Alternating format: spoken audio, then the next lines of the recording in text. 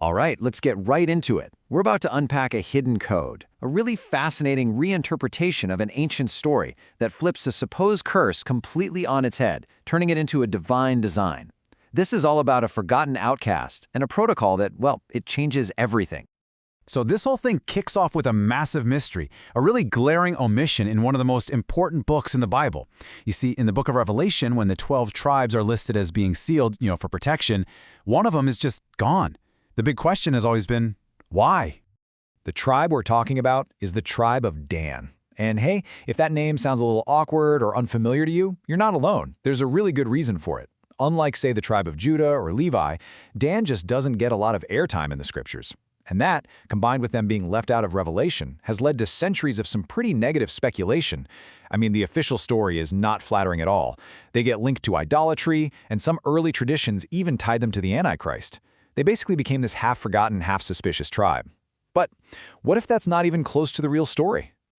What if all those negative points, all that so-called evidence against them, what if they weren't signs of a curse at all? What if they were actually clues, almost intentionally placed, pointing to a much, much deeper purpose? You see, this isn't a story of rejection. It's the story of a hidden strategic design. And the key that unlocks this whole design, well, it has a name: the Joseph Protocol. It's this recurring pattern, this ancient archetype that describes a journey from being seen as the absolute least to being revealed as the greatest. So what is it exactly? Well, the Joseph Protocol is this divine pattern where a chosen person, or maybe even a whole group, is set apart, cast out, and made to look like the lowest of the low. But here's the twist. It's not a punishment. It's actually a secret positioning, allowing them to function as the ultimate judge and eventually the savior for the very same people who threw them out in the first place. And the original case study for this is, of course, Joseph himself. I mean, it's laid out perfectly. First, he's set apart. He's the favored son. He gets the coat of many colors. This makes him a target, so he gets cast out, betrayed, and sold into slavery by his own brothers. Then in Egypt, he becomes this hidden judge, interpreting dreams and seeing the truth in people's hearts, all while he's in prison, seemingly powerless. And finally, he's elevated to power and revealed as savior, literally holding the fate of his entire family and nation in his hands. That pattern, that's the key. Okay, so now let's take this protocol, this new lens, and use it to re-examine all that evidence against the tribe of Dan. And this, my friends, is where the story completely flips on its head. This is where it gets really good. Look at how this reframes everything. The old interpretation saw their omission from Revelation as a curse, right? A punishment. But the protocol view says no, that was a separation. They were set apart to be the judge, and you can't have the judge sitting in the jury box. The serpent symbol, which everyone assumed was evil, is reframed as an antidote, a symbol of medicine and precise tactical justice. Their history of idolatry wasn't proof they were damned. It was the reason for their period of discipline, for being hidden. And being forgotten didn't mean they were irrelevant. It meant they were an inevitable, hidden barometer, just waiting for the right time for restoration. Let's dig into that serpent imagery for a second. The prophecy in Genesis says Dan will be a serpent by the way that bites the horse's heels. Now that doesn't sound great, but think about it. This isn't about chaos or evil. It's a signature move. It's a tiny, precise, tactical strike that can bring down something huge, like a rider on a horse.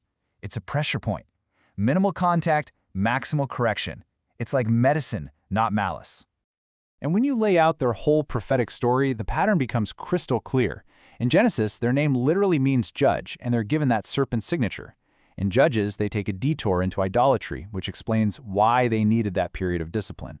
In Revelation, they're omitted, marking that time of being hidden. But then, and this is the absolute kicker, in Ezekiel's vision of the restored kingdom, the tribe of Dan is given their inheritance first, from last to first. It's the perfect, undeniable fulfillment of the Joseph Protocol. So you see, this isn't just about clearing the name of a forgotten tribe. The implication here is so much deeper. Their role wasn't passive at all. It was, and it still is, completely functional. They are a living barometer. And there it is, the whole reason they were set apart. They are the living litmus test. A judge doesn't just pass a judgment, a judge reveals what's already there. By being set apart, by being made the outcast, the way that everyone else, all the other tribes, treated them became the very measure of their own character. Think about that. How you treat the one who is cast out writes your own verdict.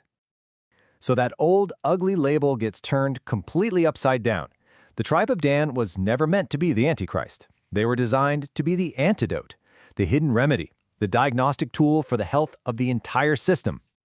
Now, this isn't just some dusty old history lesson. This ancient code, this pattern of the hidden judge, is actually finding new life today. People are recognizing this pattern and applying it in some really fascinating modern ways, almost like an operating system for sovereignty and for truth. And in a really cool modern twist, some are even recoding this ancient purpose into an acronym that fits our time perfectly, DAN, for discernment, alignment, and navigation. Just think about those words. Discernment is the judge's eye, right? The ability to see things for what they really are. Alignment is aligning with truth, with first principles. And navigation is guiding the whole system through chaos and confusion. That's the core function of any truly sovereign system. This idea of a hidden essential function leads to a really clever but also profound point. You can't spell Armada without Dan. An Armada is a great fleet, a powerful, sovereign system. But what holds it all together? What provides its stability, its judgment? It's the hidden part, the keel deep underwater that you don't even see, that provides all the balance. That's Dan. The judge is literally encoded right into the architecture. So all of this brings us to one final crucial question we have to ask ourselves.